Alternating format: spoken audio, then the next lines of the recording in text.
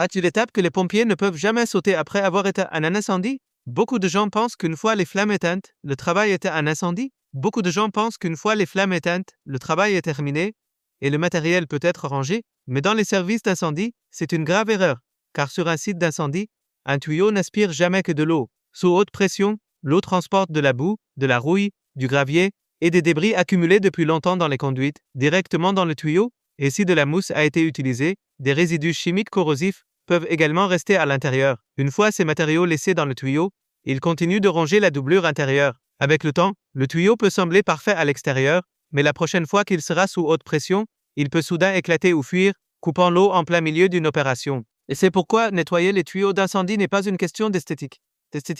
C'est pour s'assurer qu'ils peuvent encore supporter la pression maximale et qu'ils ne tomberont pas en panne quand ça compte le plus. Le processus commence par faire passer de l'eau à travers une extrémité du tuyau pour chasser les débris les plus lourds et sales. Ensuite, le tuyau est passé dans une machine de nettoyage dédiée où des rouleaux le compressent pendant que l'eau circule, forçant les résidus emprisonnés dans les plis et sur les parois intérieures à sortir. Vient ensuite le séchage. Un flux d'air à température contrôlée élimine toute humidité restante, prévenant la moisissure et la dégradation du matériau. Enfin, les raccords et la doublure sont inspectés. Le tuyau est enroulé de nouveau et chargé sur le camion, prêt pour le prochain appel. Ce n'est que lorsque le tuyau est enroulé de nouveau et chargé sur le camion, prêt pour le prochain appel.